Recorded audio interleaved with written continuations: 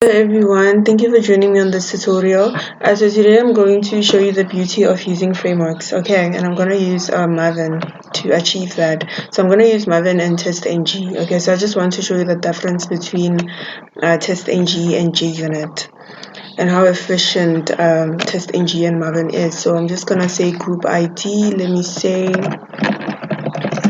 testing project 1 test case next generation, the name, let me just say Cassie, test cases or whatever. Okay, I just want to show you how to quickly set up your environment before I actually do all the executions and all that. So it's still building. Let's just wait for it for a few seconds. Alright, 99%. So this is the structure that we have. Alright, and we also have POM here. I'll show you in a second what it does. The first thing that I want to do is to change my JDK. You see it says 1.5, so you have to pay close attention to that and make sure that you have the correct one. So on my system I have JDK 1.8, so I'm just gonna say workspace default. I'm gonna apply so I don't experience any Java build issues. And the next thing that I'm gonna do is to add my TestNG class, okay, and you can get it from here, from the TestNG website, if you or you can get it from the marketplace, okay, the Java marketplace. Thing is, I tried the Java marketplace and it didn't work. I tried to drag the install icon into my IDE and nothing happened. So this is the option 2 that I used. So if you go to help, install new software, you can just paste the release location here. You can also go to the Marven repository, because that's where you can get like everything that you need quick. So it's still opening.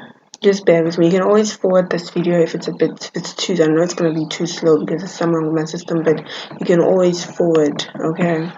So I'm just gonna say paste, and what does it say? It says all items are installed, so I do have TestNG. If it doesn't show you all items are installed but rather shows you little boxes, you can check those boxes and say finish and install the library. Okay, so another thing that I want to open is POM. I'm gonna show you how to add your dependencies. You're gonna remember how I used to create a lib folder and manually upload all the jars. And so what Maven does is that it's going to import all the libraries that you're gonna use. Things are necessary for achieving your execution. That's why I love it. So on the POM, I'm just gonna go get my Selenium jars for Maven. We're obviously going to get them on the Selenium website. Okay, so I can copy everything and paste it on the XML, or there's another option, another way of doing it. You can go to your IDE and say dependencies, okay, and click on add. Then you're going to add your group ID. Then you're going to go back and say Java, artifact ID Selenium Java.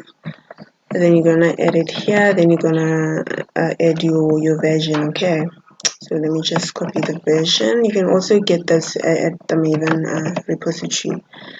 Many options of here, so it's gonna add it for you here. And if you go to the POM, you're gonna notice that it added the structure as well. Okay, so another thing that I want to add is my TestNG library.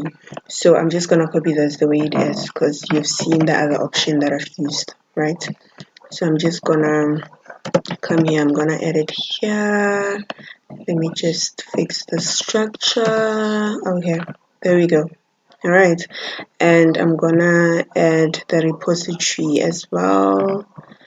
Let me just go repository, and I'm gonna add it just above the dependencies. Okay, so I'm gonna save, and if you come here, you're gonna notice that it has both your TestNG and your Selenium jars. Okay, so I'm just gonna go to POM. I'm gonna compile everything.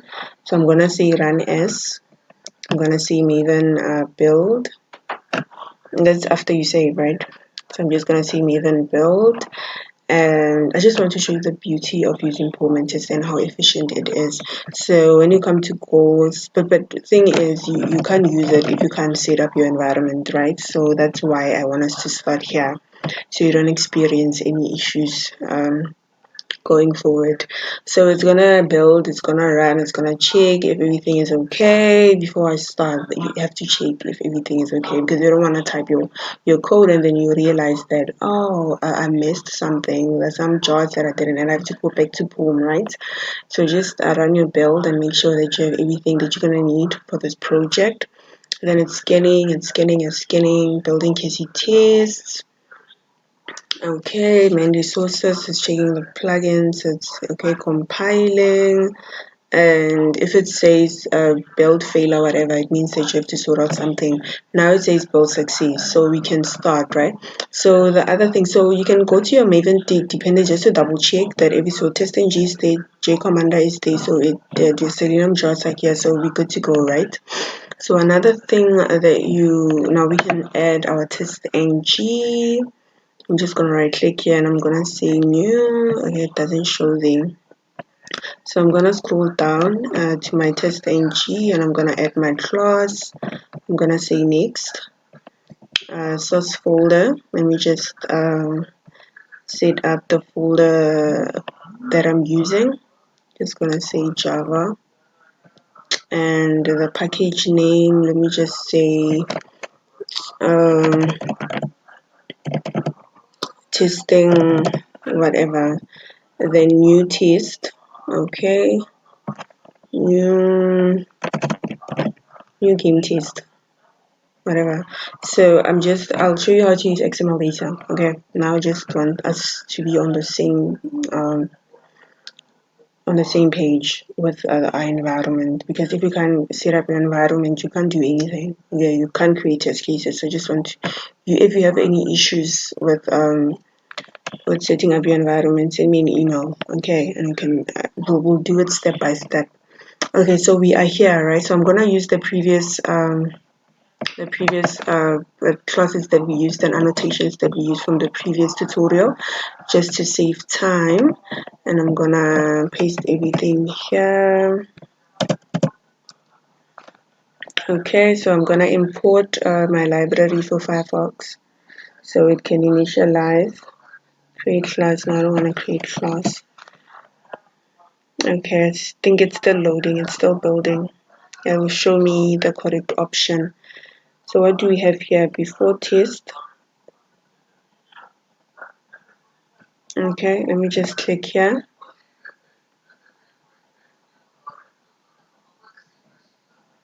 Okay, import before test.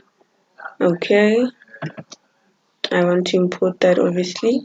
And my Firefox driver, I also want to import my library. Okay, there we go. Great.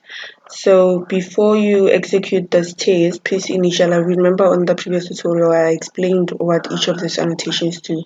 So this is the actual execution that we're running. Right. So I wanted to open game. But now I want you to see how this executes in Maven and TestNG compared to JUnit. Okay. So everything looks okay. Everything looks fine. Okay, so I'm going to just right click and run this test. Okay. So run as, I want to run as a TestNG and open the TestNG console. So it's building, launching new game test. Okay, loads. So I'm just gonna run this so we can see the output. Okay, so let's just wait for this to execute. So it's so easy to use a TestNG report because it shows you what has passed, failed, and what has been skipped. Okay. So, and by also looking at the report, you also know the traceability coverage. Okay. like the actual status, what's left for, what's outstanding and all that. So okay, it's done. Okay, great. So you're gonna get this file, which is the test output. Okay, if you don't see it, you can always click on the project and you can force update. Okay, you're gonna go to Marven and you're gonna say update project, and you're gonna force update of snapshots and releases. Okay, so that you can get that output, because I know sometimes it doesn't show. So you're gonna open it and you can right click on the emailable report, open with web browser, and there you go. Okay, passed 1, skipped 0, failed 0. Alright, so yeah, and it also shows you what you tested, the method and the class. Alright, and another thing that you can check is the index, where you can also see the time that it used to execute. So I'm just gonna say web browser, and okay, still opening. So if you come here, obviously it's gonna show you the annotation or the test that executed.